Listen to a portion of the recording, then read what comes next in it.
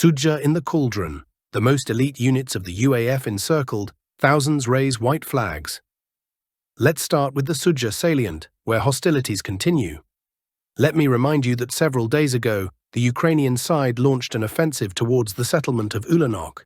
However, this offensive essentially stalled on the very first day, and since then, we have not seen any further news about attempts by the Ukrainian Armed Forces, UAF, to attack in this direction. It appears that there has been some reassessment of what happened, possibly adjustments to plans for future offensive attempts. Nevertheless, despite the fact that the Ukrainian side was effectively defeated during this offensive, the UAF suffered significant losses, and fighting continues in the Sudzha direction. The Russian side still has a considerable amount of work to do before the Russian Federation can restore control over the Kursk region. Judging by various publications from different sources, the Ukrainian side continues to deploy more and more units to the Sudzha settlement area. However, if we talk about the redeployment of units that took place a month ago, the main goal of the Ukrainian army at that time was to accumulate a critical mass here, which could later be used for offensive operations. Now we see the results of this offensive, a huge amount of destroyed equipment scattered across the perimeter between Kolmakova, Makhnivka, and Ulanok. Currently, the Ukrainian side has set itself the sole goal of stabilizing the front line, as their positions in the Ulanok area have been seriously shaken after the defeat. This has been noticed by the Russian military command, and now the Russian side is trying to capitalize on the situation, not missing the chance to completely defeat the UAF grouping. How is this manifesting? Let's start again with the Ulanok area. Today, many pro-Russian experts are adjusting maps and publishing various articles, all dedicated to the same topic: control over the settlement of Fansivka. Many military experts and cartographers have already marked the territory of Fansivka as under the control of the Russian armed forces, indicating that the entire area south of the dam and the small reservoir of the Konopelka River is now firmly under Russian control. We are currently discussing the territory located south of this red line. Again, no objective control footage has been published regarding the advance of Russian formations today. However, fresh satellite images have been released, showing that the area where the Ukrainian army advanced has been heavily shelled, with artillery shells falling like summer rain. The UAF's losses are indeed catastrophic. Despite the failure of the offensive in the southeastern direction, Ukrainian mapping services note that during the counter-offensive, the Ukrainian side managed to slightly expand its positions west of the settlement of Malaya Lochnia. Initially, when Ukraine began its offensive on this section of the front several days ago, there were three directions. The first towards Ulanok, which stalled, the second towards Ruskaya Konopelka, where all UAF forces were defeated on the first day, and the third west of Malaya Lochnia.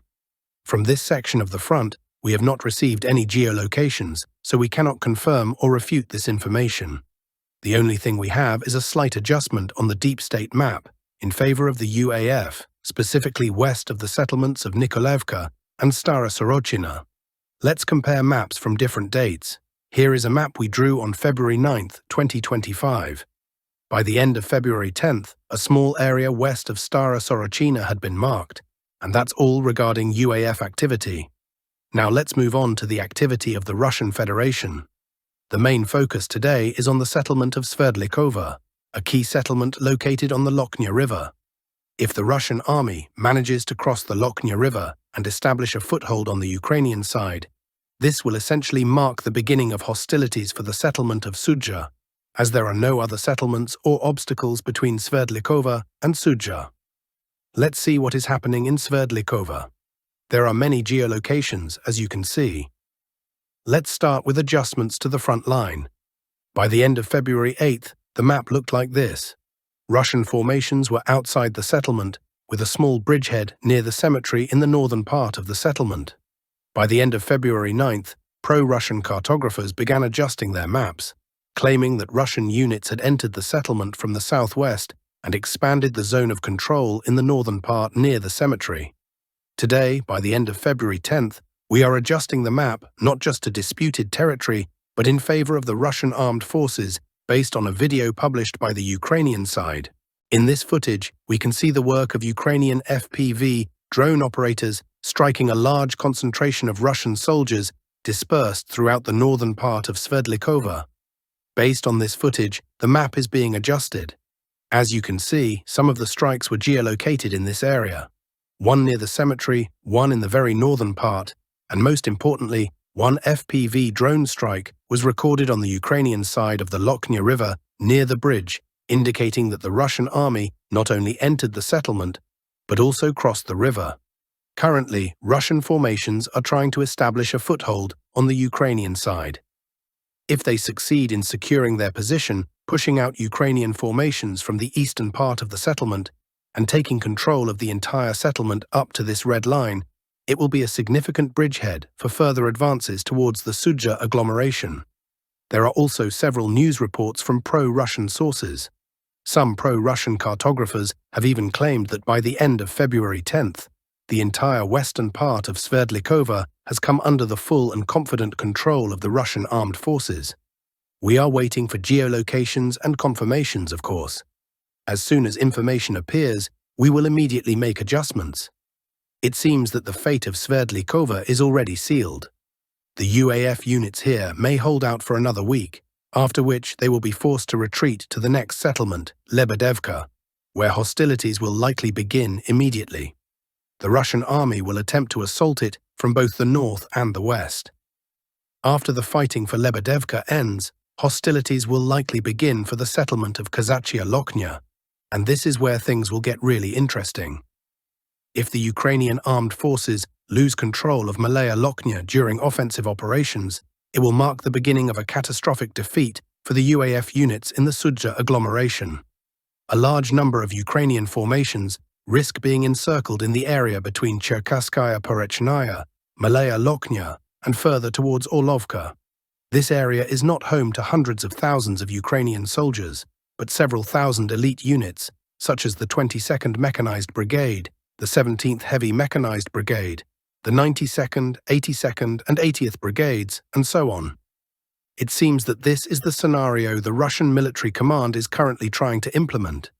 At the same time, the Russian side continues to carry out airstrikes and missile attacks on rear positions in the Sumy region. In these frames, we can see several FABs hitting the settlement of Belovody, destroying another temporary deployment point of the Ukrainian armed forces. Further south, near Yunakievka, Russian drones are operating, destroying Ukrainian equipment along supply routes, likely some REBs. And of course, Iskander missiles and Geran drones are constantly hitting the settlement of Sumy. Today, footage of the aftermath of Geran strikes on the settlement was published, apparently targeting vehicles belonging to Ukrainian formations or soldiers. Now let's move to the North Kupiansk direction. Today, some pro-Russian mapping services noted in their publications that the Russian army has expanded its control zone around the settlement of Topoli. Russian sources claim that Topoli has been encircled, with the Russian army expanding control along Central Street from the west and cutting the eastern part of the settlement in two. If this situation develops successfully, the next task for the Russian army will likely be the capture of Kamyanka, a settlement also located along the Oskil River, with the goal of pushing Ukrainian formations further towards Kamyanka. An offensive is also expected from the settlement of Figalevka, possibly through Novovasilivka towards Kolodezi, or along the Oskil River through Krasna Perva. In any case, there are no serious Ukrainian units in this area capable of offering significant resistance. Next, we move to the South Lyman direction, where all reserves are currently being deployed, as offensive operations towards Sloviansk and Lyman are gradually gaining momentum. Strikes are being carried out on forward positions, and strongpoints are being cleared around the perimeter of the settlement, but there has been no significant ground advancement in the past 24 hours. In the Chasiv Yar direction, there has been minor progress by the Russian army in the southern part near the settlement of Stupochki. In footage published by the 5th Assault Brigade of the Ukrainian Armed Forces, we can see FPV drone strikes on forward positions of the Russian armed forces along the Siversky-Donets-Donbass Canal. Based on this footage, a small adjustment has been made to the map. Just yesterday, this area was considered disputed territory, indicating that some mapping services had noted Russian advances in this sector several days ago. Today, the first objective control footage confirming this information has appeared. Interestingly, the Russian army has begun implementing a new tactic: mesh barriers along all roads of life that the Russian army is creating. Currently, the Russian side is constantly advancing, and the tactics have changed from what we saw in 2022 and 2023. Now the offensive is characterized by breakthroughs and wedges into Ukrainian defensive lines. Next, we move to Toretsk, where footage of the aftermath of the fighting for this settlement has been published. In these frames, we can see a Russian drone flying over the settlement, which has been almost completely destroyed. Some neighborhoods have survived, but it is difficult to predict when civilians will be able to return. Additionally, footage has been published of Russian soldiers raising a flag on the border between Toretsk and the settlement of Pivnichny. In these frames, we can see several Russian soldiers hoisting the Russian flag. Finally, we move to the Pokrovsk direction, where a wedge has formed. The Russian army was advancing towards Sergeyevka, but has stopped in recent days, possibly because it has become increasingly difficult to maintain the momentum of the offensive. The Ukrainian side may have interpreted this halt as a sign that the Russian army has exhausted itself on this front. For about a week now, we have been seeing publications and various objective control footage of counterattacks by the UAF from the settlement of Pokrovsk against small villages located around this large agglomeration. For example, over the past 24 hours, Ukrainian mapping services have marked the settlement of Dachinska, claiming that during a counterattack, the UAF managed to restore control over the eastern part of Dachinska, forcing Russian formations to retreat south towards farms.